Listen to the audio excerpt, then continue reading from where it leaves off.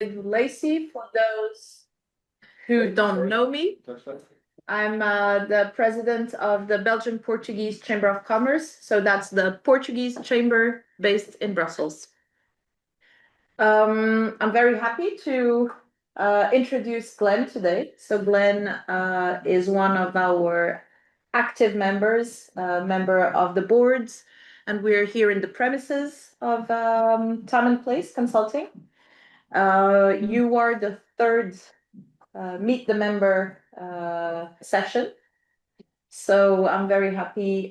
We've had the first one that was Bouchkardini on communication, a second one that was Kwan on IT and IT related topics. And today we have you. So I will let you introduce yourself, your company, and then once that is done, I suggest that we do a tour de table, and if there are questions or anything. Great, thank you. So big thank you to the Chamber, of course, for pinpointing me to do one of the Meet the Members sessions. I guess third does not mean bronze, but I'm sure the two presentations before were gold. I didn't really want to do a presentation in its typical sense today. I wanted a bit more to have an open discussion with you, because the way I'd like to interact with you is a little bit more about how we can move forward as we are a Chamber of Commerce, but also the idea of how we can inspire each other. I know these are very nice and cheesy words generally, but they are underestimated in the world, especially in Brussels, where I find we take ourselves sometimes a bit too seriously. So I think I'd like to change the notch a little bit and mix a bit more of a personality and a bit more of what we feel, what we believe needs to be done, and how we can do it. So today I'm going to be talking a little bit more about, the history of the consultancy, how I came to this crazy idea of building it in the first place, and how the spaghetti of all the ideas are somehow coming together in what is Time&Place Group. It's nice to see all of you here. If you want us to, also for those online, freeze some of the croissants and you want to pick them up later, that's also very fine. But it's good that you were able to make it online. A bit difficult to send it to you, Flavia and Porto, sorry. But anyway, the thing is today is not about us necessarily, it's more about all of you. And this is why it also was very important for me to bring in all the colleagues from Time&Place, that you actually know how and what basis this company is built and what the foundation and the pillars are. So on that note, I think I can give it back to you for the tour de table. Thank you. Yeah. Please. Right. My name is 𝗀𝗻𝗻𝗻𝗃. I'm a lawyer. I'm in Brussels for the last 27 years. That's a long time. Basically, all my career I made in Belgium, in Brussels, and in and around the European institutions. I'm an independent lawyer since 2010. My bread and butter business is I call that food and farm law, so agricultural law, food law, but not exclusively. Yeah, and I'm joining now. For the last couple of weeks, I'm joining the team. So I'm actually the youngest member here around the table in my late 50s. Yeah, that's about it, and I'm happy to meet you and to build a business relationship, I hope. Great. Hello everyone. I'm Corina. I'm Romanian. I'm working with Time&Place for about 3 years already. I'm their chief people officer, so I deal with recruiting, I deal with admin stuff, financial stuff, so the back office, so to say, but also, as I said, the recruiting part. Also, I have several other projects in Romania, and from time to time I travel back and forth there, a little bit different, but also, let's say, because of the project, and you will see probably from the presentation, the event management. So yeah, that's all. And also I'm a psychologist. Important for HR. So to say. Depends on the day. She usually starts with psychologist, but then everybody's like too aware. As you probably also noticed, we're together. Very good. So that's why we're Power couple at Time&Place. I'm 𝗙𝗂𝗂𝗿 𝗖𝗘𝗄𝗏. I represent the Portuguese bank in Belgium. I'm in Brussels since the last 3 years. We work with Portuguese clients, also Belgians and the Netherlands also. So we have a lot of work. We are at three office. We are the only Portuguese bank in Belgium. Yeah. So it's a representation office. Yes. I met your colleague in Paris last week. Yeah. And I found out that actually where in the Paris? In Paris, yes. I know. That's why. That's why I found out that actually 𝗙𝗂𝗂𝗿 has a very big network in France. It's a big With real branches. We have the 𝗙𝗂𝗂𝗿 here in Portugal PT. So it's gigante. Yeah, it's impressive. Here we are office just there our branch. Amazing. Yeah. So can we open up a bank account? With Yeah. But always in Portugal. Always in Portugal. We do here, but the account is at Portugal. Or Paris. No? Yeah, you can choose. Yeah. I choose Portugal, I'm sorry. Guilherme. Yes, well, my name is Glenn Cezanne. Good morning. I am the Portuguese colleague. The only one for now, but I've been working at Time&Place for about 2 years, well, 2 years and a little bit now. And I am a consultant. I am on the public affairs side, the consulting side of the business, and I deal a lot with the client side mostly. It's nice to be here this morning. Hello, good morning. My name is 𝗪ģis😙😂😙. I'm the in-house graphic designer and visualization manager. My background is in architectural design, and basically I've come here to help make things prettier. So that's my the company. It's very nice to meet you all. The color to my voice today. Hi everyone, I'm Belgian-Portuguese. I joined the team at Time&Place at the start of October. My university background is in history, but the past few years I did a few internships in Brussels, and so I was looking back to that direction. And now I'm part of the team and supporting on quite a wide range of different projects. Good. Hi everyone, my name is Marie-Berdec. I'm French. I've been working in Time&Place since March. I recently finished my studies, and just like the other, I'm also working mostly on the client side, so mostly e-mobility and digital subjects. It's nice to meet you. May I just quickly add that we yesterday signed Marie's contract for a permanent place at Time&Place. So I was expecting a bloody. Okay, I'm 𝗙𝗂𝗂𝗿 I'm Portuguese, daughter of a Portuguese mother, Croatian father, married to the Flemish man. Living in Belgium already for 15 years, and I'm a C-level advisor. I have a company in life sciences and healthcare, which comprehends biotech and pharma agrotech. And let's say the technical part and also the management side, they are together in 𝗏𝗏𝗏. Therefore, I built during 21 years the experience, and I've been the latest year C-level advisor for multinational C-level executives. Luisa? Good morning, everyone. I'm 𝗙𝗂𝗂𝗿. I'm Portuguese as well. I'm in Brussels like 2 years from now. I'm a lawyer. I used to be responsible for the competition affairs in Spanish group and then Auchan. I just quitted that job this year. So I'm still looking. Yeah, congratulations. So I'm still like figuring out what I'm going to do now, and I'm collaborating with Kathleen and the chamber once a week, and that's all. So it's Luisa's first day to so it's my first day to accompany the chamber and see how she can support because she has interesting backgrounds, law, but also experience. She's a mother. Yes, I'm also a mother of little she's devil. multitasking.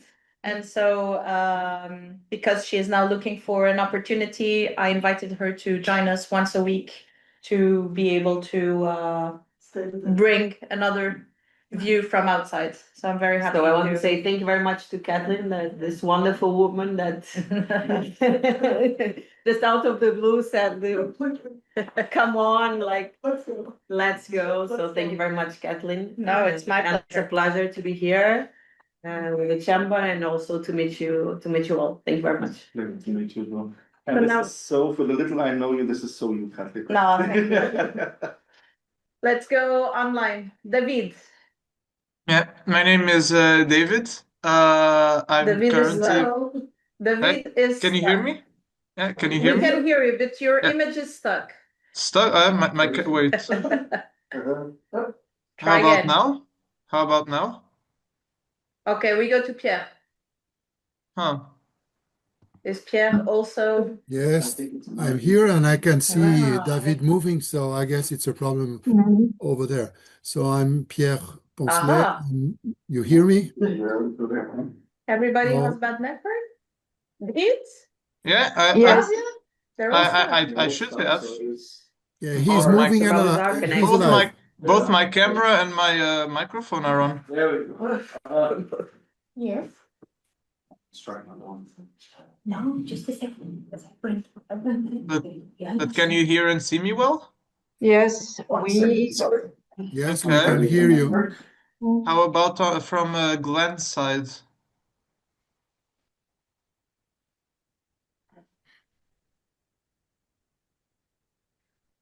I think they're a bit unresponsive there. Yeah, they're checking their systems because now they are freezed.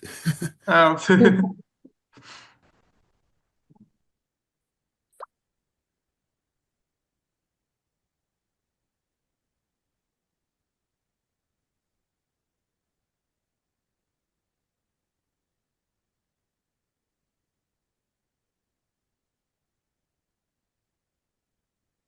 And David, what's the name of the girl, the lady she just presented?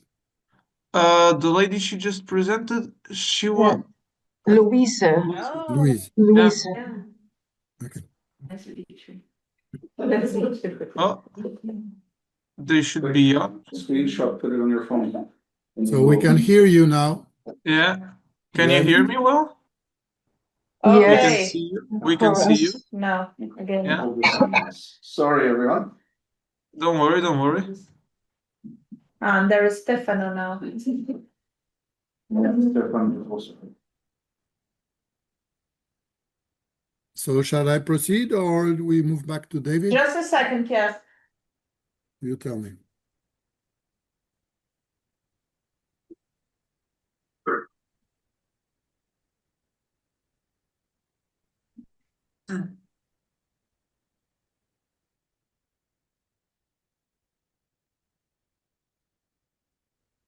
The service. Definitely not. Uh-huh. Yeah, network I think- bandwidth is low, they say. Yeah. Yes. It's, Are you connecting on mobile data? I'm connecting on my mobile. Yeah.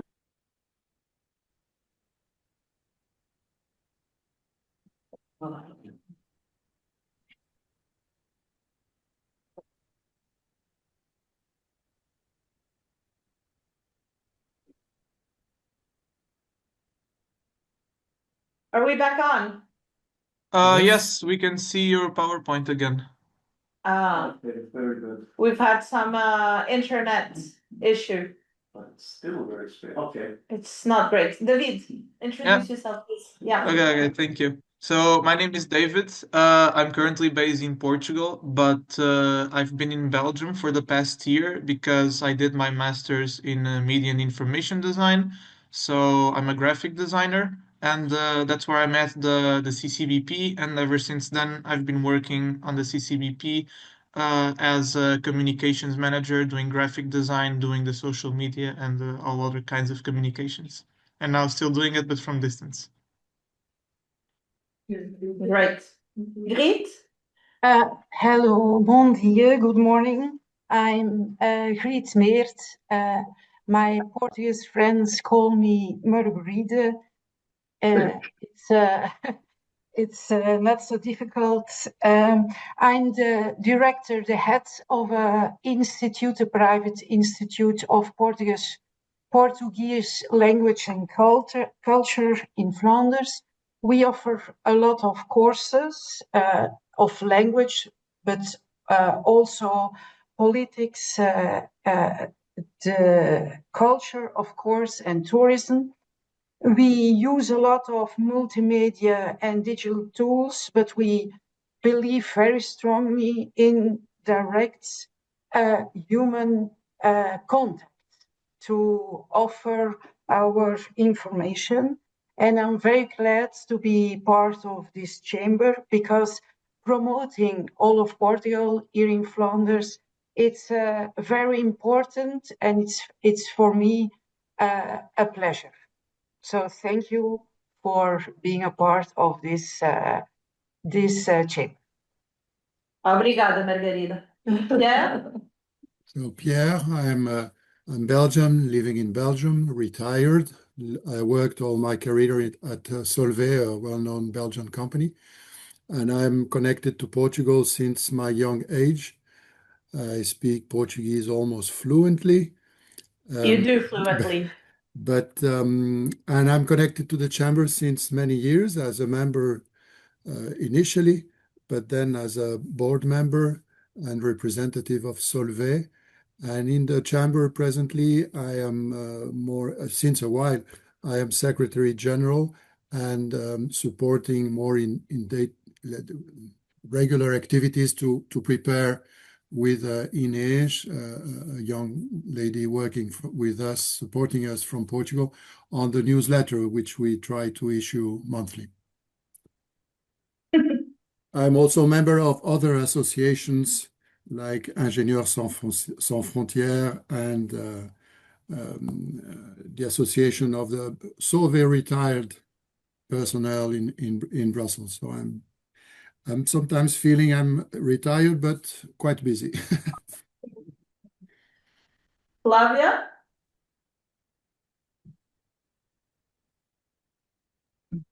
Hello, I'm Flavia. It's a pleasure to be here with you.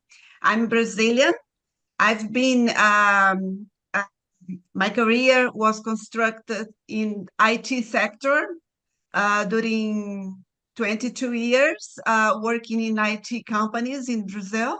Minas Gerais is my state where I was born. After that, I worked during 10 years in the innovation and entrepreneurship programs.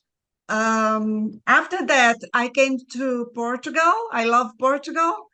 And I live here in Portugal since 2019. Nowadays, I work with a pleasure with Time&Place team and helping to construct bridges between Brazil with a focus on Minas Gerais and Belgium and Europe as well. Yes, I'm here in Portugal since 2019. I love to live here. I live here with my family, and yes, and I am an entrepreneur as well. Nowadays, I have a small company that I am a founder with a friend, and this company belongs to the tourism sector. And what we do here is to connect people around a good table with stories that we tell stories about ingredients and stories about who prepares this food. Yeah. and it's a pleasure to be here with you. Thanks. Thank you, 𝗙𝗲𝗂. Stefano, Well, is he here? He is out of the office, but with the phone with him. Uh-huh. I was wondering whether it's okay not to introduce him. Okay, I and can João-André? If you want, I can briefly Yeah. introduce Steve. Sorry, Jean. Jean, you're very famous, so Ste is located, he's Italian, he's located in Romania because he's together with women, and he deals with all our IT side of things. He originally is a sous chef and then decided to go to the IT sector, and so we call him the code cook, obviously. Ste, you can scold me later. Good luck with your appointment. João-André, are you with us? Yes, I am. Right, I hi. apologize for the late No problem. request. My original idea was to be there, but it was impossible. My apologies. I just joined.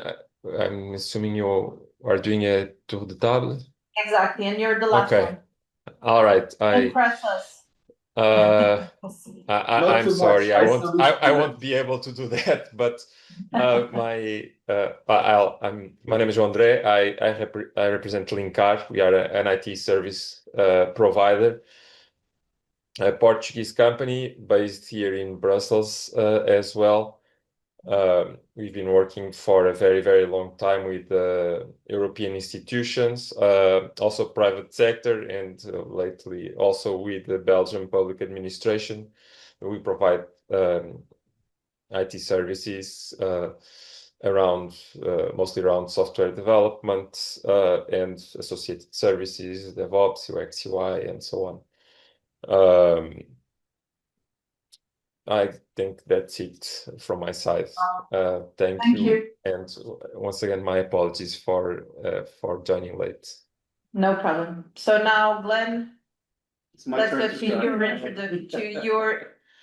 your presentation. Okay. So as mentioned, I don't want to make this presentation too much about myself, but it's a little bit difficult being the person that built the company, not to talk about the rules.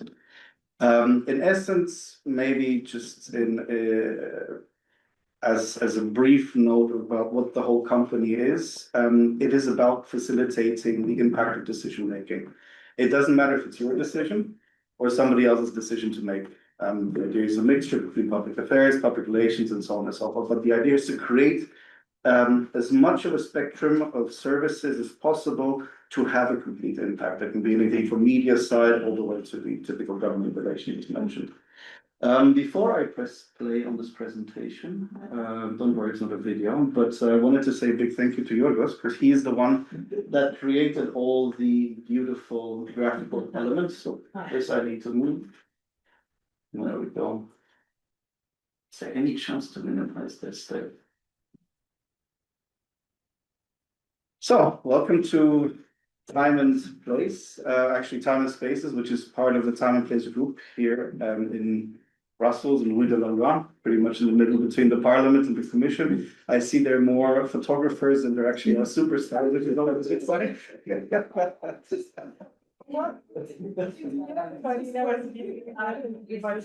only the one that matters, exactly. Yeah. So, yeah, I mean, in essence, the story I'd like to share with you is one in chapters. And these chapters are not based around, okay, chapter 1, this is what happened, chapter 2, this is what happened, but individual lessons I learned along the way. Some of you might find them a little bit infantile or a little bit, let's say, young for the mind with your experience. But nonetheless, these are things that are very often forgotten along the professional career. You know, we often forget certain values. We often forget certain elements that are important. And the issue of values is very, very important for me because, in essence, I built this company to be able to facilitate and work within the values that I'm carrying out. And you'll see a couple of examples of that a little bit later. But let's start a little bit more at the beginning. So, my last position before I took this crazy step was I was executive director of the European Casino Association. There were a couple of changes. I no longer felt comfortable there, and so I took 3 months to do pretty much nothing, except to think about what I'm going to do next, obviously. And I decided to go visit my father in Kuwait about 11 years ago. He was working there because he was an engineer for Lufthansa, so I went to visit there for Christmas and New Year's and just spend some time in a very quiet place, so to say. And sitting at the swimming pool, not that swimming pool, another swimming pool, I just started thinking about the name, the consultancy. I actually never wanted to become a consultant, to be honest with you. But because I worked in different sectors, and especially having worked in gambling for 7 years, you kind of see it's the same subjects over and over again. So I wanted to be able to determine a little bit more of my own life. I wanted to determine a little bit more about what I do, and I wanted to have that kind of excitement over new subjects. I mean, right now we're doing 5 years of e-mobility essentially, and that is still exciting because there's such a paradigm shift, but that's a different story. So as you can see, that ugly logo on the top right was the first one I developed. Yorgos keeps reminding me. That was the original one, the first one. Can you see what I tried to do with that logo? You can tell me how badly I failed now because it's out of date. Handshake. It's a handshake and a chain. And two. I still cannot see the handshake, neither do I. Here, the handshake, that's where they have to shake. It's a bird's eye, exactly. So it's not a handshake, it's a... Yeah. Kind of like, we're definitely doing business together. And then the heads are speech bubbles. But as you can see, my ignorance and my naivety 2 years ago thought, hey, it's going to start a conversation when they ask about it. But no, it just caused ignorance. It's like, nobody cared about it, nobody could see it. Anyway. That was the first part. The second part that was very, very, how shall I say, important is if I take a step even further back, it's my time when I did my master's in diplomacy. I'm the least diplomatic guy you'll ever meet. I can guarantee you that.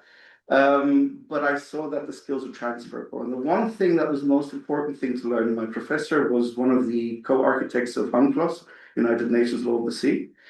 And he taught me something, and I'm still not sure I got it right. It's called diplomatic space.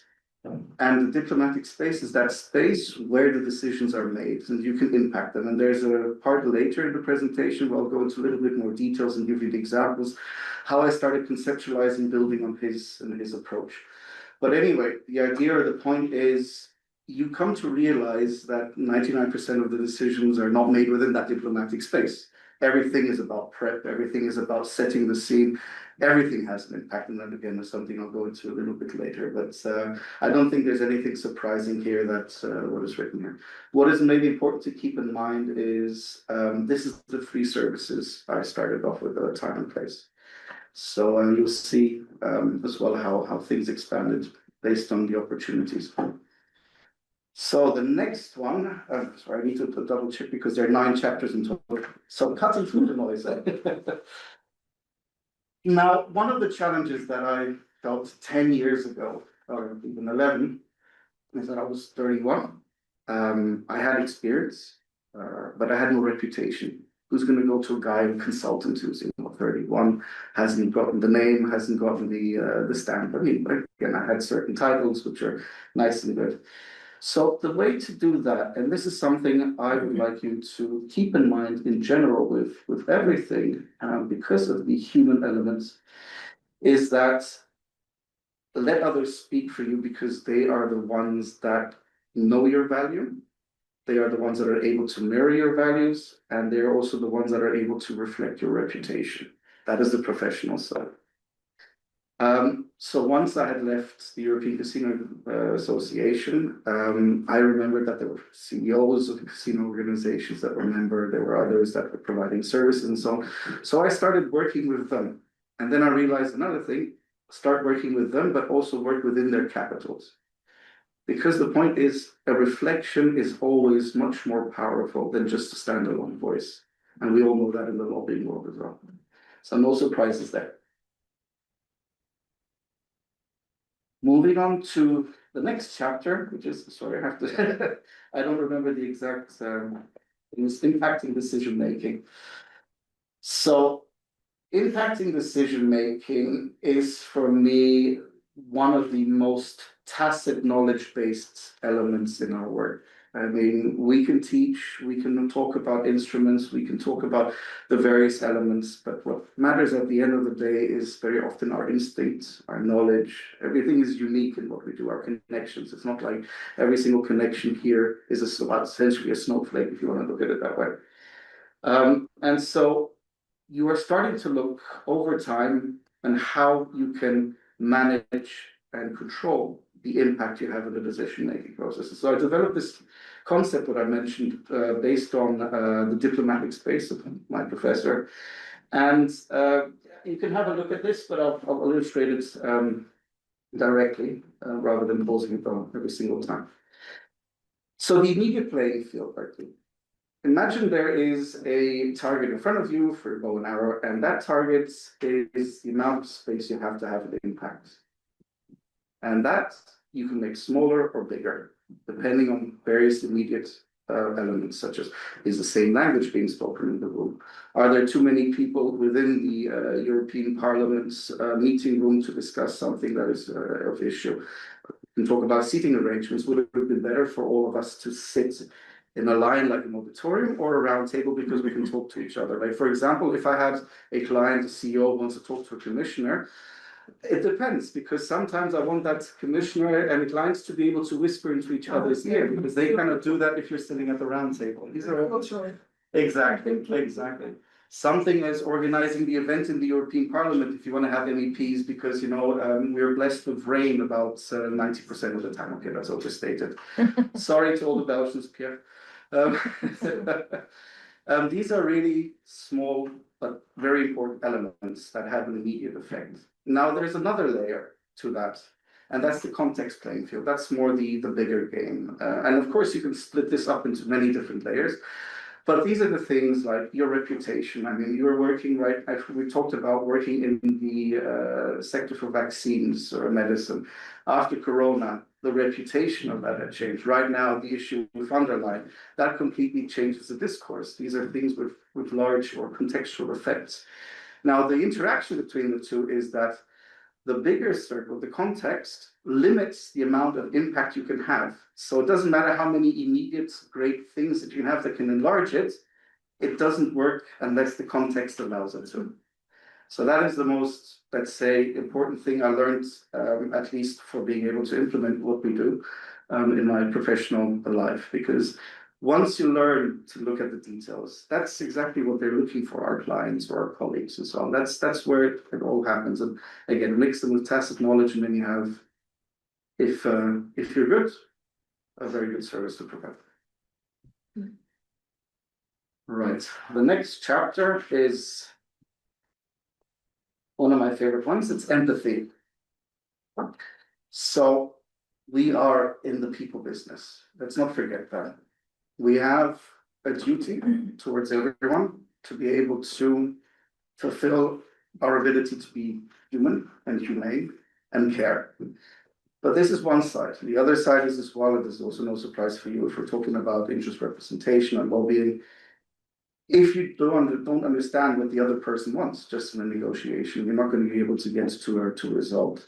So, I mean, I don't need to go through these 4 rules. I think they're pretty clear, but I wanted to remind everyone that there is a possibility, not that we're not reminding that, but the possibility to do your job and be kind at the same time, okay? And I think that's one of my added values, especially if you're, for what I care about, it's that long-term value. I mean, there are consultancies, and I've worked in certain places where they just said, okay, what we care about is a quick result. We don't care what the other person needs. We just need to take it away from them. And that has burnt a lot of bridges. So that is something I completely work against, if you want to say that. By the way, feel free to jump in and ask questions. This is supposed to be interactive. I can give an example. Yes, go for it, please. I was on LinkedIn the other day, perhaps you already saw that post, and it was about boxing. It appeared, it's not that I'm a fan of boxing, but it appeared. And a very delicate boxer, though between 2 women, but the most delicate one without being, delicate. She shook the hand before boxing, the other one was She went to the fight and the kind of one she won. So the philosophy that is, and the title was, "Be kind, this is not weak." And many people confuse the kindness, even non-verbal communication with weakness. And people are full of artificial movements and everything. Even in the arena, the woman says, "Look, I am who I am. Yes, I'm human, I'm going to say hello to you," without the artifacts or imaging with the fear what the others will think, because we all know about these tricks of non-verbal communication. And that is where trust is built. She was like, so secure of herself that she didn't need to make theater, not even in the arenas, but she just said hello. The other one was broken after it lost. So that is the game of people, right? That is the game. I find it interesting. I never let my mind. It's also the philosophy of the champions. Yeah. Because Exactly. after all, this is what they do. They learn how to win, but they learn how to lose as well. That is why this is so beautiful in sports. That you should follow sports. Yeah, we know all that. Any more examples of empathy? Because I think this is quite a beautiful subject to have over a morning coffee and discuss. So please go ahead. No? You need to have more empathy in your life, guys. I think it's a thing that you are born with. It's not You're not taught. so to say, because I know that there are a lot of let's say people in the industry who are teaching or at least offering workshops or courses about training your empathy. It's impossible to train something that It's difficult to fake it. comes naturally. So you can learn to be more diplomatic, you can learn to be much more adaptable in different situations, but something that it comes from inside cannot be Something that starts very little. No. As I said, like, I'm a mother, and I try to work on this subject every day with my son, because of course it's like in a very privileged situation. But not everybody is, or we have to deal with the issues of everyone that we have around, and sometimes I'm afraid of that because of it's in a private school, he lives like in kind of a bubble, but I really want him to see the world how it is and the fragilities of other people, and I think this is a very nice job that you can do with them since they are very, very little. With 3 years old, sometimes I notice that maybe I'm doing my job correctly because I see that he can be empathic in some difficult situations. So I think you have to start this when people are very little. Of course, companies maybe have to promote this kind of events to try to put the workers or the employees but I agree with you. It's something very, very difficult to fake. It's natural. No more empathy points? Not open so much. I can see it. Not finish. It's lots to say. Even with the psychology, don't you? Well, Corina managed to get you guys going. Can I say something about empathy? Please. Of course. Yes. What's important for me also is the education by the parents and the family, and also grandparents.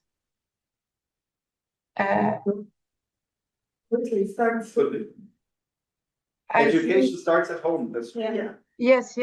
Also in schools, of course, but when a child has a good example at home, I think it's essential in the life, also the career. More and more challenging because of like this demanding career where parents don't have like that much time, and then you need to make yourself present in your kid's life to do this job. The demanding like working world is not very easy to be there, but we have to try. No? Yes, but I'm very happy to see that we really care about that in the chamber, and it's something that we should keep reminding ourselves. Madame President is not here, but She knows. We can share. Yeah, it's a good example of empathy. Like the first time I spoke with Kathleen and said, like, look, I'm here, I don't know exactly what I'm going to do with my life. And she immediately had empathy with my situation and with me. Like, this is another good example. She's not here, but it's another very good example of empathy. Yeah, life goes like this. Sometimes happens things like this.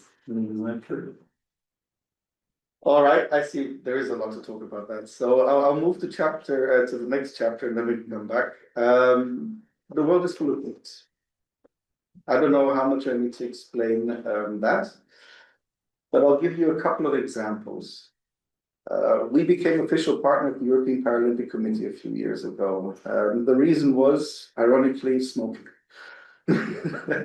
We were in the Romanian palace, the Parliament Palace, because there was the European Sports Forum being held there, and Ratko, the president of the 𝗙PC, was outside smoking a cigarette. I went to him, smoked a cigarette with him, and we were making fun of the Romanian Minister of Education because he couldn't speak any other language apart from Romanian.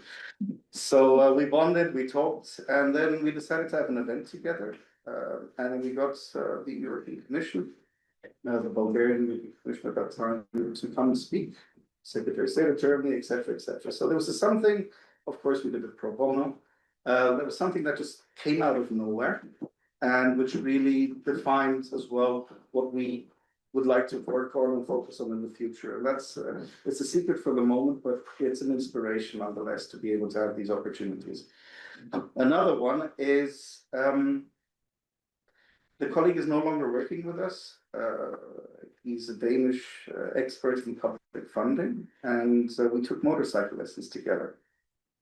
And we had a chat, and we decided to start working together, looking at public funding, public financing. And so more and more, we built a team around us, and more we decided to look at what kind of services can we provide. And we developed, thanks to 𝗡𝗏, primarily doing all the programming. As a phone cook, I'm going to share this with you. Can you see this new webpage online? And freeze again. Yeah, we can see. Okay. All right. So this platform we created, essentially the idea is to provide the opportunity for clients to identify public funding, public investment financing, and public tenders to be able to engage. We started off at the moment of electric mobility because we have knowledge in the area. And the point is that you have consultants in all the relevant geographies who have local access to the local decision makers in the local language, and they feed the system. With the point, and here's the business development side, with the point of being able to ask the relevant consultant to write the proposal, to run the project wherever needed, and so on and so forth. In other countries, of course, it's also, not only Europe, but also other countries, it's also interesting to provide an understanding of this access, because very often contracts are formulated or public funding approaches are only formulated of, like here in Brussels, if you talk to the Parliament for Horizon funding, how their language can be earmarked for certain projects, it's similar. People want to have access from the beginning.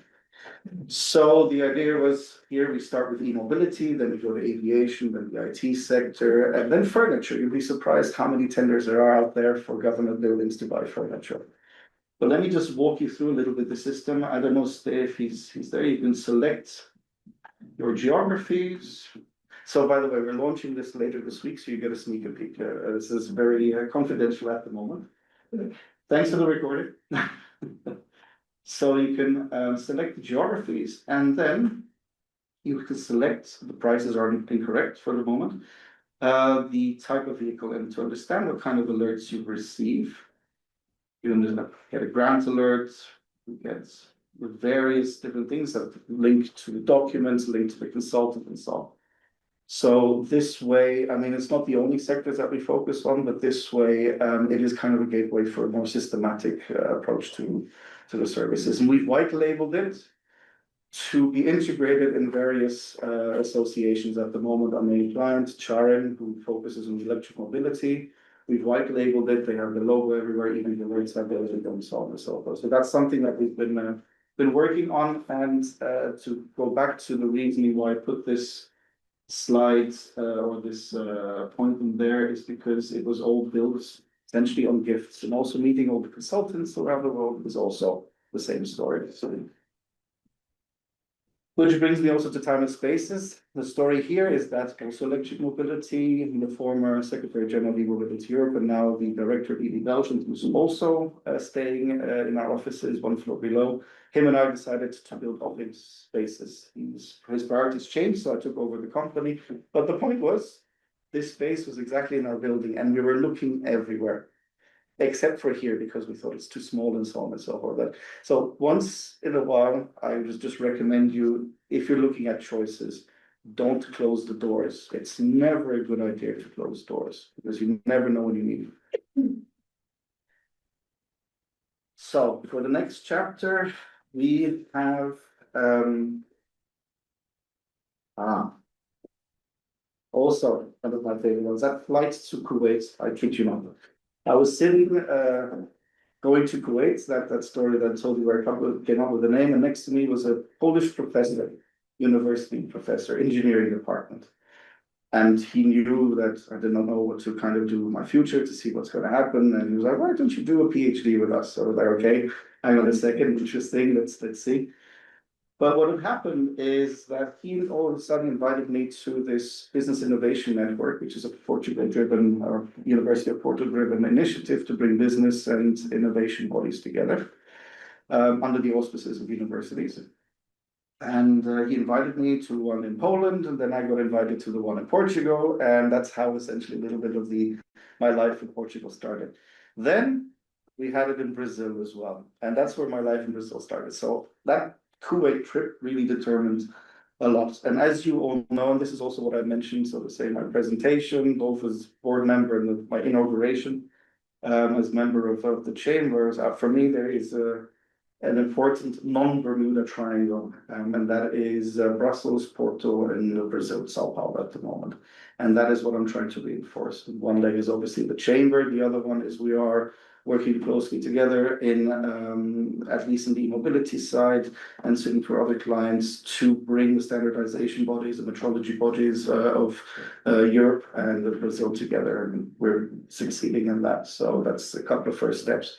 But I always want to keep Porto in the picture, and this is why Flávia is also very, very important. She's Brazilian, as she mentioned, based in Porto. So a undeniably important pillar in this triangle. May I also add that 2 weeks ago, my business partner in Brazil, because you need to be able to have a company or have a legal representation in Brazil that represents you to be able to talk to government officials. We built a company 2 weeks ago, and we have a legal establishment, Time&Place Global, in Brazil, and it continues functioning as Time&Place Consulting. So one's the legal name, one's the operational name. Right. The service in Brazil? Sorry? Where is it in Brazil? Sao Paulo. São Paulo. And then we're looking at Minas Gerais. This is something that is pending. Flávia, I won't say too much. I know it's secret. Are you linked to the networks of chambers of commerce in Brazil? Not yet. Okay, because it's a very strong network. So we are connected by the network of Portuguese chambers around the world, and only in Brazil they have at the moment 21 chambers. Oh. And they want to go to 26. Yes, and they are a very strong network. They are really very well functioning chambers in comparison to others. They're really, Yeah. they really make important missions, business. I mean, they're quite impressive. We should maybe try to see if we can organize a trip to Brazil once you have to go for something else. And we go and ask them to meet, because they have this network of chambers and they are under Brazilian Federation. Interesting. February? Why not? Yeah. This is the other thing. When you have opportunities, jump on them. Don't wait. Yeah. So the reason I'm showing you the service is not to say, hey, look at us, but yes, hey, look at us. Whilst at the same time, I remember I showed you the 3 activities we started in, and now we're offering all of these because I decided to also, with the business partner, move a little bit away from the traditional government relations, public affairs, public relations, and because we are very closely knit into the networks of engineers and the other world, which is, so to say, not always appreciated because the languages are so different. Like, for example, in Charm, we bring these two worlds together. This is why we decided, hey, you know what, we should work and move towards the other direction as well, depending on the skills of the people. So the point is, when you have somebody in the team, don't necessarily mold them to fit the job. See how you can mold the job to fit the person, because they bring with them a wealth of skills. And my colleagues here are looking at me, it's like, that's not true, I've never done that. You know, jokes aside, you guys know that I always ask for what your preferences are and so on, and I try to see where you fit perfectly within your scope and your ambitions. So just a lesson to everyone, whoever you bring on the team, sometimes don't expect to fill a position, but to create a position with that person. So chapter number, I think I'm 8. At least somebody's paying attention. Uncompromisable values. And this is coming back to the original point that I mentioned, that I really care for this company to focus on the values that are for me at the foundation and for the colleagues at the foundation. And one of the things is our love for classical music and the fact that it seems to be more and more amiss in modern culture. So this is also part of the gifts that come, or the opportunities. My former neighbor used to be a famous pianist, or is a famous pianist, 𝗙𝗪𝗪𝗀𝗪, and she invited for us to sponsor some of her concerts.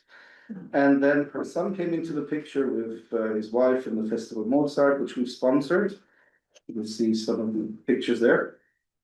Now, this Festival Mozart takes place in Waterloo and in Nagakute in Japan. You'll all be invited to the festival next year. When is it? It's in August, September.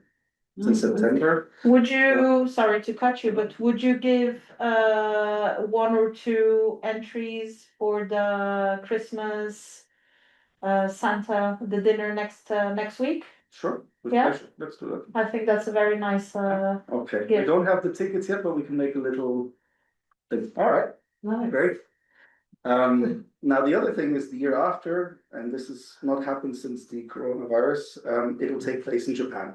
So we're sitting here thinking, okay, we have a year and a half to take this opportunity, because we'll be seen there as co-organizers, no longer just sponsors. And what opportunities does the Japanese market bring? I mean, it's a gift. You have an entrance, why not? So voila. And it's based, as I mentioned before, on our values. I'm trying to get all the bits and pieces together. It's in Japan in 2026? 7. And when?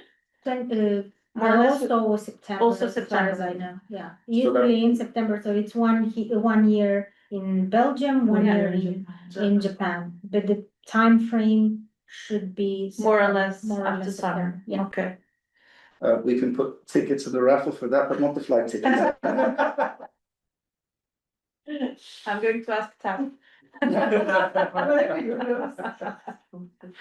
the way, we have expertise in aviation. So let's Very good. Are you supporting Airbus? Must do as Europeans, no? Do you see what's happening with Airbus? Yeah. But that happened to Boeing before. These companies will not die. The good thing is that they retrieved the airplanes before anything bad happened. Yeah, absolutely. Just a little side note. Did mention my father was an aviation engineer, so he's having a field day at the moment, and he was specialized on the A320. Okay. But It's actually all the top flights to Portugal are Neo. It's the planes that are. Yeah. So we have been playing with gambling. So many crew members are actually happy they don't have to sit in a Neo, because Neo is a version where you can put in more passengers. Yeah. So the kitchens are smaller and Yeah. everything, so they have less places to sit and move around. So there are a couple of people say, "Oh, thank God we can fly other planes at least." It's a joke making it around. The other thing that we launched recently, and we had the first two happening 1st of October, the 5th of November. The next one is going to be next week, so you're all very much invited to that. We decided to set up the History Club. Actually, the young minds sitting over there, minus or plus one person that unfortunately decided to go take a job in Bangladesh. That's how bad he had it with us. With the Bangladeshi government, to be noted, because they're having elections now. So we decided, or the young minds decided, okay, we love history. We want to discuss certain elements of history and see how they reflect nowadays and see if we can break the cycle. Of course, we know it's difficult to break the historic cycle, but it is provocative, and I think it brings up values that we've forgotten a long time. Not a long time ago, but along the time. So the first one we did was obviously, oh, that's the other way around. Sorry, the first one was political assassinations. That was in the 1st of October. Because we needed to make it sexy, first of all, but it was also very interesting to see the reasoning and the purpose behind assassinations and what the distrust is generally in the public, which brought us to the next one, which is the distrust of public institutions. That's the 5th of November. Does anybody know, except those of you that are on the team, anybody know why the 5th of November? Very good. You know it as well, I'm sure. Anybody from Does anybody know why 5th of November? Anybody know? Remember the 5th of November? The gunpowder, treason, and plot. You guys know Guy Fawkes? You remember when he tried to blow up the British Parliament? Guy Fawkes. They even have Guy Fawkes Day. Sorry, it's British education, maybe or that. But anyway, They're out of the EU. We don't let them. Let them blow up. But anyway, so that's the reason we did it, because that was the day he tried to blow up British Parliament.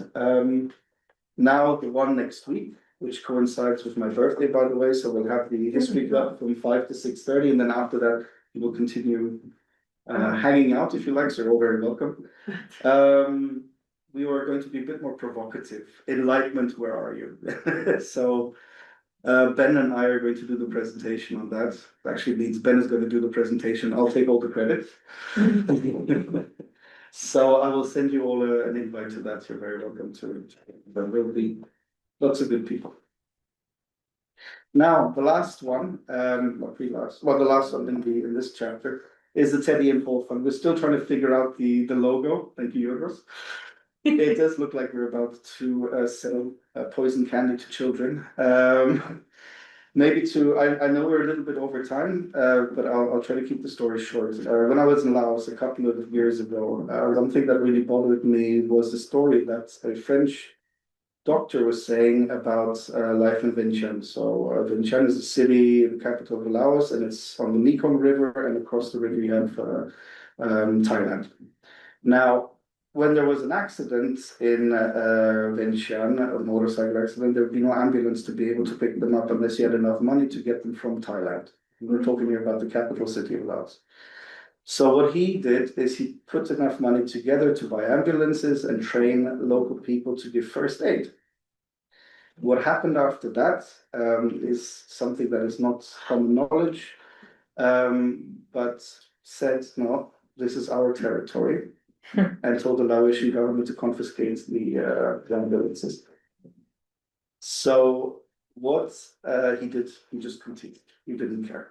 And this was a little bit of an inspiration to the 𝗙𝗂𝗋𝗄𝗏 Fund, it's supposed to be called. Again, we're playing around with the logo. This resembles 𝗏𝗏. That's an animal right movement. Is it? Yes. So good. We will. At first, we had the ampersand of our logo in there, and it looked like an alien saying hello. So we're playing around with it. But more importantly, the story is that we would like to dedicate part of the income and also do individual projects, anything from flea markets to specific charity events, to put money together, and which 100% of it goes to smaller projects where one person or two people, small group of people have dedicated their life to doing it. The idea is to move away from the big NGOs. The idea is also to move away from the 60% that NGOs spend on marketing and management. Whilst everything else is, so to say, the rest, the remainder is then spent on tickets and so on and so forth. So it's based on a group of people usually, let's put this way, who are no longer professionally active, have enough financial means to join and actually travel to the individual places or recommend the spots where the money would be spent. So for us, 𝗙𝗵𝗄, TNP, Time&Place, you can see the marketing value of it, but it's more, much more important for us to have a look at the need in society, especially now with there's increasing imbalance and at least at a smaller scale, change that. But that is directed to Laos? No. Ah. That's directed first of all in Europe, then in Okay, Brazil. anyway. We have to obviously be careful. We don't want to politicize it. And we're going to create a website as well to make sure people see. So all the income that comes in will have kind of a balance sheet. So everybody sees all the projects where it's spent and then have the amount. So all the tickets, everything, hotels that will be paid by us. What money is in the fund will go directly to the individual projects. That's the main goal. And that brings me to my last chapter, and it's actually to do with a lot of things. Now, does anybody know what the hell, excuse my language, a company means when they say AI powered? Because I still don't. That's buzzword. It's fashionable. It is. Yeah, exactly. It has absolutely no value, and it takes away the value that we actually care about, and we have the opportunity as a consultancy based mostly on the elements of communication to work. And of course, we're looking at various elements of how AI can support us. We're looking at various elements how AI can support our clients as well. What can we facilitate? But at the end of the day, I come back to the point, it is a people business. And this is why we thought it cheeky enough to say powered by people and just a little bit of AI. And I think that's the reality. We would like to move ahead. We don't want to be at the forefront. We want to understand what direction regulation is going, but to understand what type of international agreements there are. Because if you look, for example, the US Trade and Technology Council, AI, code of conduct was an important thing, but it died, obviously, as you can imagine why. So for us, not AI, but the people who are sitting in the room and some of them online, is essentially what makes up the company. And that's what I think I've talked enough. Also, you all know how much I love it being a lobbyist. Well done. I have I've been 2 weeks ago to Lisbon to the Web Summit. You probably all heard already about Web Summit. And I came back very surprised to see that the Web Summit, something so big, one ticket costs €1,600 just to attend. And you wonder, wow, I'm going to get into, something amazing. And it's basically a fair with thousands of people. And you think, wow, this is ridiculous. So we are actually making this whole fuss about AI, about robots, I saw one robot, okay, the robot was walking, it didn't change the person's life, I was there, okay, amazing. And you think, wow, are we really so stupid that we continue? It's thousands and thousands and thousands of people in Lisbon for 1 week. Fantastic for Lisbon, great. Hotel rooms, basic ones are at €500 a night. Okay, great for them. But you think, what on earth are we doing? Connections that you do. But do you need to go to Lisbon and pay €1,500 ticket to make connections? We have You have a lot of money in there. Make lots of good connections. The good connections she's talking about, because indeed quite the advertising, the connections, the people that are really the big connectors, they are not paying $1,600, they can even go to 10,000 or more. But this is totally nuts, no? So yes, the people go. For us, people are losing their money. People are losing their money. And what shocked me the most is that I didn't see anything innovative. I thought, I'm going to the Web Summit, it's going to be innovative. And I saw exactly the same fair as I could see anywhere else that I've attended, 20. And I don't see no new thing, no perspective, But like any big event, I'm sure it's going to die at some point, because more and more people, and this is where the networking comes in, more and more people prefer the 150, 200 people venues, not the, God knows I need to be seen there. Because it's a little bit like these web summits are a bit like Facebook. If you're not there, then you don't exist. But even Facebook is the case where, you know, it's become more of an instrument than a tool. So I'm pretty sure the Web Summit at some point of making too much money to be stopped, let's face it. For us, There's no point for me. I No. mean, it's like I have no quality because hello, you know. I don't like summer managers. Yeah. I wanted to go with Kathleen.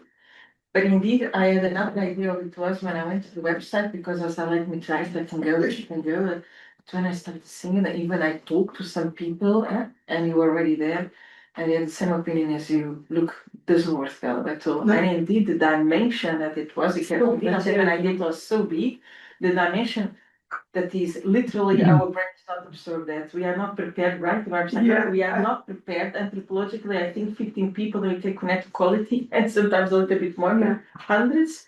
We are Hundreds of thousands. Yeah, hundreds of thousands. And we are overstimulated, don't have any quality, no conversations, no nothing. I think indeed human being with all these social medias and all the stress, we are more and more going, at least I talk personally, and with some connects and people that I speak, we are going, even hairdresser, I go where is new and only as one person for the stress. Here, the less and less quality. Give me the rest is sort of the expression bullshit. Connected, really short and small. Yeah. I don't know if you feel the same. This is a question for here, because we're talking about connecting with people. If it needs to be good quality, substance, the thematics need to have the substance. critical. Otherwise, you give a 𝗶𝗶𝗏 doesn't blah blah blah doesn't Maybe this type of happen things. Huh?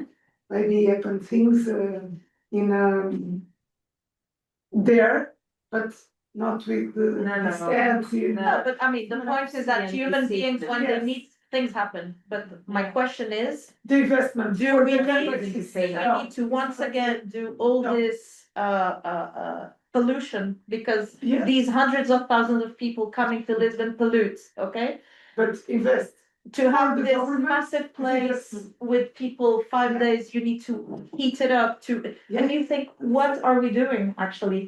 What are we, and I'm the first one to say that I really see the value of AI, okay? I really incorporated AI and this is thanks to a course that I did in Lisbon Business School last year because I had no clue what AI was. To me, it was AI. I was okay, great. What do people do? And I had one course about it, and it completely opened a new way of working that I really value. And I say, great. It's really great that we have these tools. It doesn't make the work for me, but I can definitely gain a lot of time using AI. And so this is great.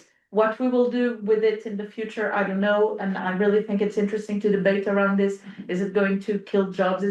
I don't think it's going to kill a majority of jobs because I really see that the machine still needs me. Without me, the machine tells a lot of bullshit and can go everywhere in every direction. If I don't tell it each time, no, but this is not what I'm asking you, or can you go more into this? But didn't you say this? And he's there, it's there. Yeah, okay, I know. And when you really, really train it, it becomes good. But it still needs us. If we're talking about 𝗪𝗪𝗂𝗏, for instance, my husband was saying, I'm feeling bad, energy now, all the peers here. I said, but consider this as a high-speed Google. In the past, you needed to put the keyword and go very slow. Now we put the keywords there in 𝗪𝗪𝗏 and it appears, and indeed, we need to have the critical reasoning, otherwise it goes everywhere. We need to But it will kill some jobs. Kathleen. But some jobs need to be killed. Hey, people. Yeah. Yes, Ken. I will have to leave shortly, but I would have to thank Glenn and maybe put a question to him. I think I'm impressed by how global in terms of thoughts and interests you are, how I phrase it, and also how global you are in many things you are doing. But something I didn't capture is how come did you end up in Brussels? And why? Maybe it was I don't know. I'm curious to know how did you end up in Brussels and maybe how large is your team? From what I hear, you will be possibly in the tens or several tens. But are they all employees or do you use a lot of freelancers to support your work and your clients? I have a feeling, considering the people in the room, how they were reacting to your second question, I'll start with that one because there was directly a lot of interest for that. So we have a mix. We have a mix between contracted, so independent. We have a mix between external consultants. I mean, this is also the way to keep costs at a functionally operational capacity, because otherwise, with the experience that we all bring together, is the coffee machine dying?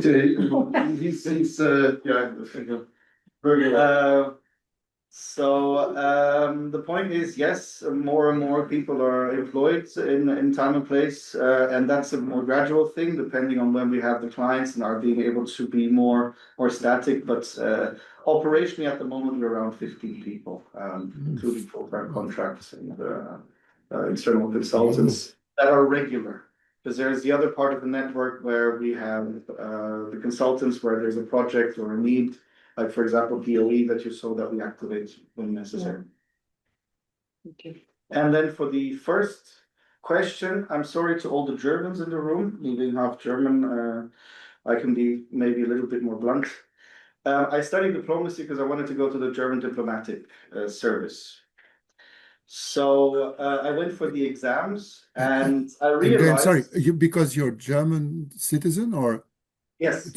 Okay. Born in Germany, never really lived in Germany. So the thing was that my father being an engineer was always an expat, right? I lived in the Emirates, I lived in Pakistan, I lived in Egypt and Alaska and so on and so forth. So I said, okay, I must be good for the diplomatic service as a German national. So I went to the exam and it was 95% German lawyers that had probably never left the country. With questions about, where is the left leg of 𝗙𝗂𝗰𝗄𝗏, the Earl of Bavaria, in which museum, but jokes aside, I mean, it was really Germanically centered. When they were asking questions about Bretton Woods, they came to me in the pauses, what was the answer to the Bretton Woods? So they had absolutely, and I'm sorry to generalize this, very little idea about what the outside world or how it works. And this was a bit of a disappointment for me because I knew definitely not fit in. I would not pass the first level. And so I was looking for alternatives where to apply diplomacy. Again, half a joke. I'm the worst diplomat, so to say, but it works well where you can be a little bit more yourself, like in the world that we function in here in Brussels. Because we're not representing a country or a state, of course, we are a bit more, how should I say, there's a bit more laissez-faire to how we can behave. The protocol is not tying our hands behind our back. So I'm quite happy with that. And Brussels was the first one to offer me that opportunity, and it was the American Chamber of Commerce to the EU, which was a good starting point too. That really helped. Can you maybe stop sharing so that we can see them? No. Sorry, yes. Yeah, you still. You still I'm have still your here. hand Yes, raised. I can take my hand down. I hope. Okay, thanks a lot. I want to say congratulations for the presentation. Yeah. It's very nice. Super, in terms of graphic design, is very nice, very impactful. And the lines connecting, very nice. That was the design, but content was Glenn. Okay. You're a good presenter. Thank you. Both Glenn. No. Well, jokes aside, you already did for the board. But yeah, The George? continue connections. Exactly. Yes. Continue in the.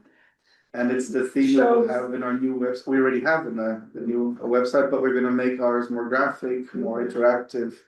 There'll be a lot of new elements, and we're looking to launch it in February. But what you see on the website now is what we have to. Yes, I'm sorry. I have to go because there are clients waiting. I want to thank you for the presentation. Very interesting. And I'm very happy to see that human contact and empathy in business, whatever it is, it's important for all of you. So thank you very much. Thank you. And maybe you want to be the next meet the members in January or February. Yes, yes, it can be organized. In February, I'm abroad. In April also, but So I in would like- January? yes, I would look for a date. Okay, Okay. I will be in Okay. touch then. Take Yes, care. very welcome. Ciao, ciao, ciao, ciao. Sorry, I'm leaving it only because the camera's there. But coming back to the AI stuff, I find it interesting that ChatGPT does have empathy. Have you noticed that? No, It's no. misleading it. It's trained and it learns from us. That's the major problem because there are a lot of cases right now with adolescents who got Killing suicide. themselves. Yeah, because the system answers exactly what they want to hear. Yeah. I've been here in Brussels maybe 1 month ago in October, at the beginning of October, at a symposium organized by the Psychoanalysis Society here. And one of the theme was AI versus psychology or therapy, just because more and more adults, but adolescents, more of them adolescents, they are looking for answers on ChatGPT or Copilot or whatever. And they are not discussing with their parents, they are not discussing with their entourage or with their teachers. So they are alone in front of a computer, and because we've already fed the algorithms with so much information, the algorithm to kill himself. I'm sorry? It even helped that he to kill Exactly, because he was asking some questions and the program replied. Yeah, honestly, I am very I am very skeptical with a lot of journalistic way of reporting things. Okay, I really doubt the machine told anyone kill yourself. They said that. I really doubt this. But just a second. You can do this. What I mean is that I had an issue, something happened, and I wanted to send a message, but I didn't want to be rude. I didn't want to be. So I wrote to the machine. I explained really longly. Okay, this happened, did this, happened that, said that. Perfect. The machine replied, look, I really understand your situation and you shouldn't put yourself through this. And so this is what I mean by empathy. It didn't say, oh, okay, write this. No, it first of all acknowledged the situation and how I felt and what I didn't have to accept. And this I thought, wow, I mean, before giving me the answer, it replied as a human, I'm feeling your suffering or your, and this is quite incredible, it's quite incredible. And so this is why I say I really doubt that the machine said, look, now take a rope, put it on. No, I really doubt happen. this. Definitely it did not happen like that. All the entire, let's say, discussion is already online, so you can see exactly the back and forth, the kid with the program. But the idea is that 70% of the discussion was about suicide, so the program just was like feeding the debate, the idea. Okay. Exactly. So Okay. it did not say, okay, go and hang yourself. That's for sure.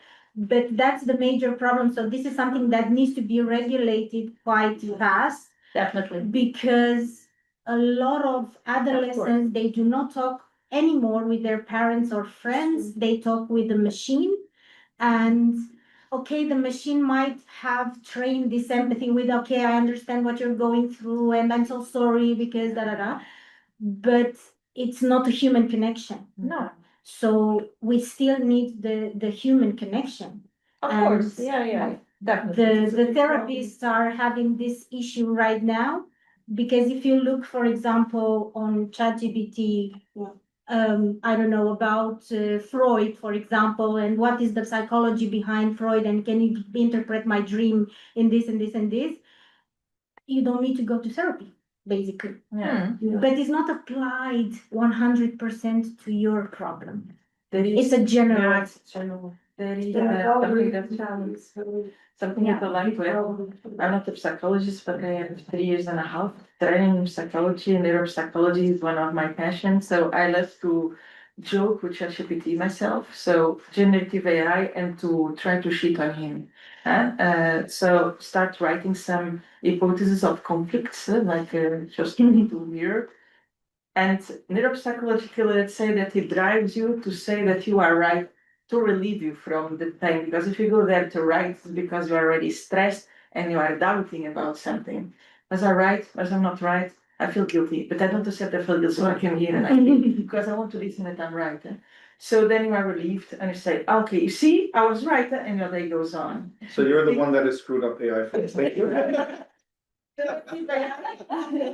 See that the AI will become a little bit confused. How can I monetize human emotions? Yeah, but this is a bit like in life.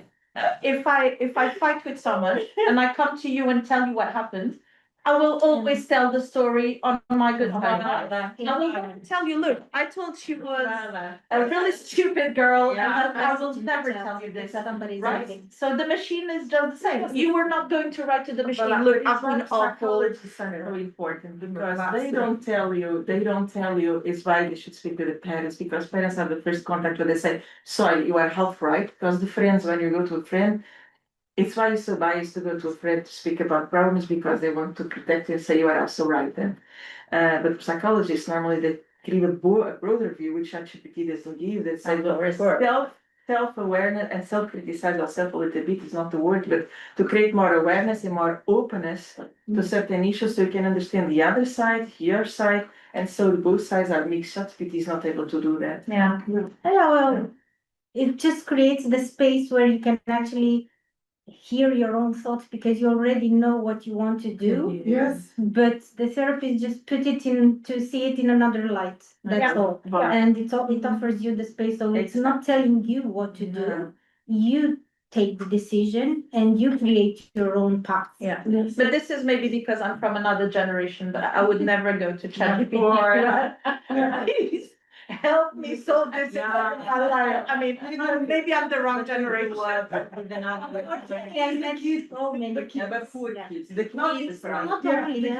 only, but there are No, but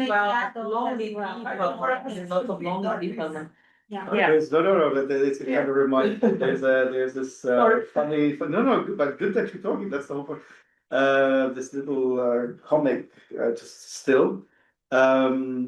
You say it's nearly a political cartoon at this point, and the robots have taken over the world, and they have this one person who's about to be executed, and one of the robots comes. No. They used to always say thank you after the question.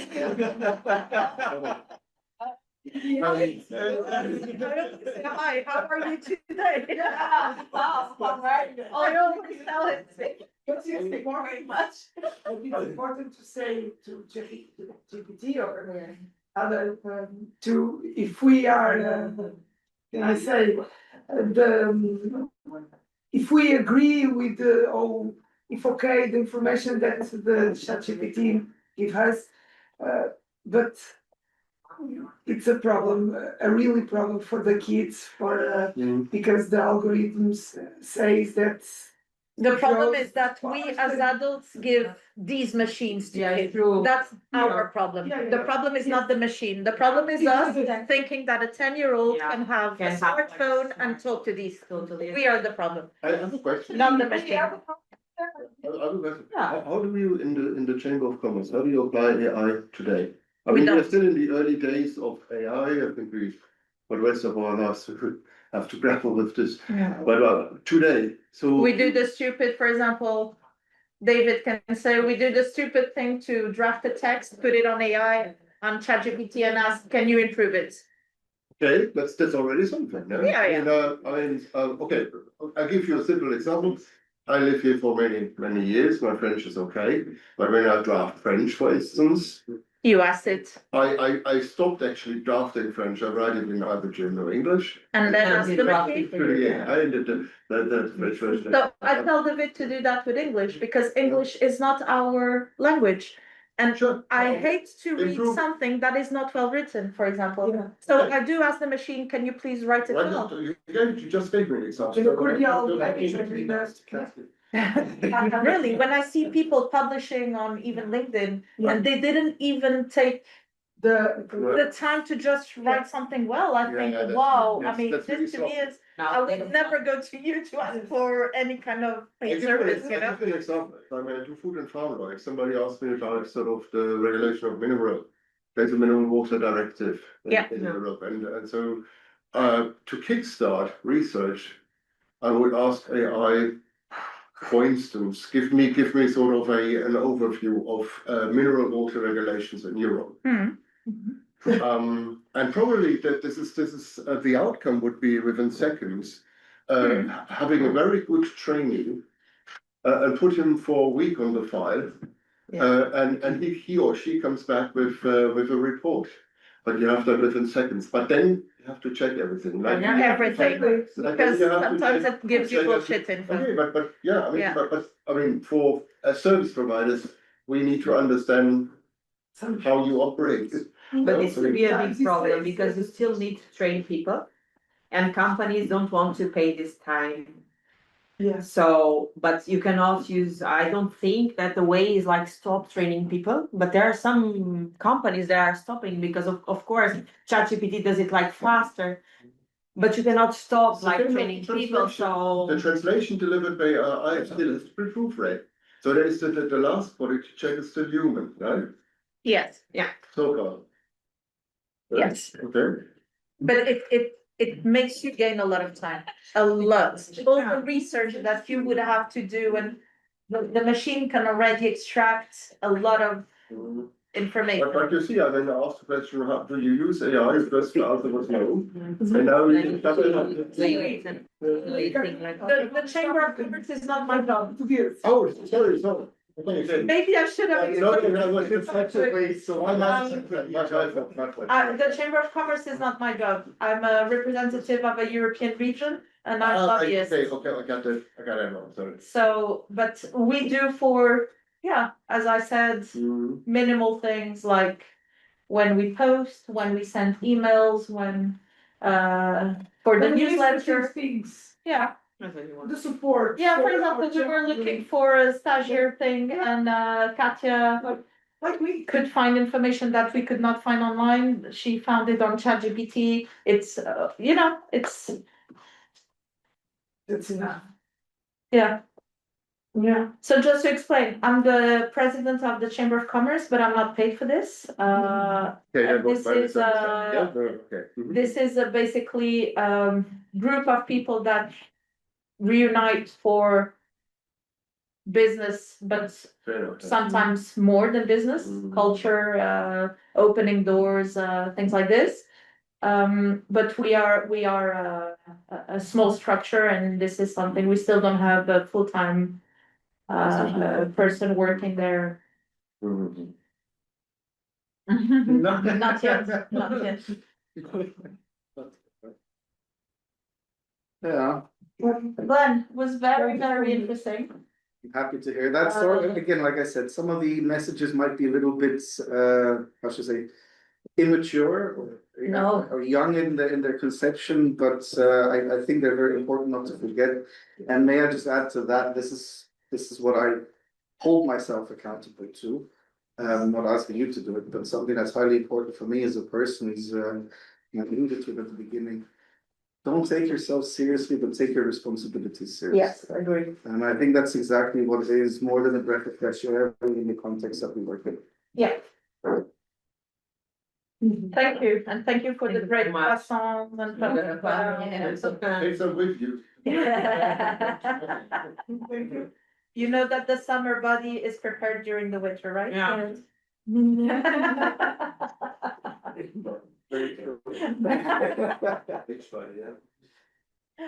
But I just wanted to, just to add very quickly, you were asking who's responsible for the design, obviously, the content, but everybody's an inspiration to this. So, now I'll get all your napkins out and wipe your tears. Yeah. If you agree, we have a new website that David has done.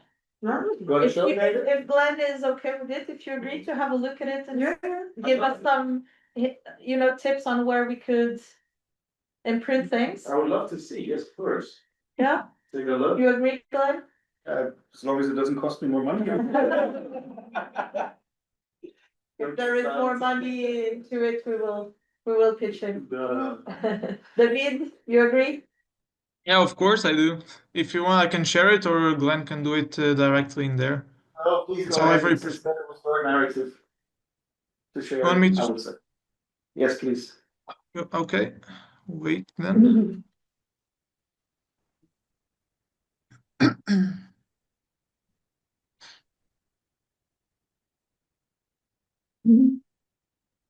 So, share this screen. I think I will be on the correct one. I don't know if I'm projecting anything already. Yes. I recognize the guy, but please take him off.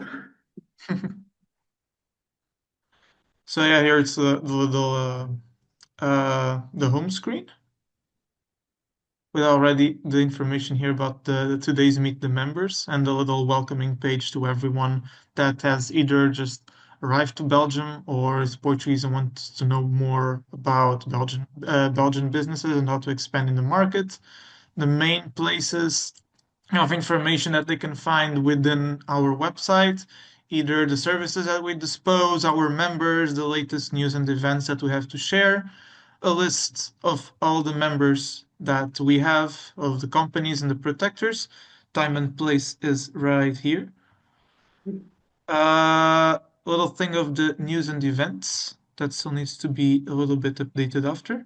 And the projects, the latest projects from members, that is actually something that is still under construction, and we will need the help of our own members of the chamber, because this is a space for them that they can give their own input on their own ideas and their own projects that they want to share with the world. Basically, a little forum of networking within our website to make projects stand out a little bit more, as well as useful links for other sources related to the CCBP, such as embassies, 𝗙𝗂𝗂𝗿, our sister chamber in Lisbon, etc. Within the About Us part, we have all the members as of the Who We Are section. Here is a President Kathleen, Pierre, that was also with us, and Glenn should be here somewhere, right here. And the whole directory afterwards. So basically the About Us section is about that. We also have a full list with all members that belong to the chamber with its own contacts and sectors represented. So it's easy for visitors to come by and see who they can count on on a specific task or on a specific business and sector. Here, have a section highlighting our services, mostly the tailored support for the members, the organization of events and trade missions, as well as the visibility through networking and presence within the European Union. As for the news and events, here we have highlighted our newsletter, as well as the latest, the upcoming events. Here, once again, Time and Place Consulting, Meet the Members. Here you can switch between all the newsletters. Here is the latest one of October, November. Also news from the CCBP itself, such as events like today or participation of the chamber on certain events. And news from members, which is stuff that our members eventually ask us to share in our network. Finally, the Connect and Collaborate, it's the one part of the website that I talked about, highlighting the latest projects. There's still nothing written in here, but we hope to have some ideas from our members soon enough. They're always free to leave a message here with any kind of projects that they want to share. The working clusters is something that we are going to start implementing as well within the chamber. It's just like the name implies, groups of work dedicated to specific sectors or areas such as tourism, technology, agro-food, finance, etc. And finally, of course, the useful link, web page with a lot of information about Portugal, about Belgium and the European Union, and of course information on commerce and trade between both countries.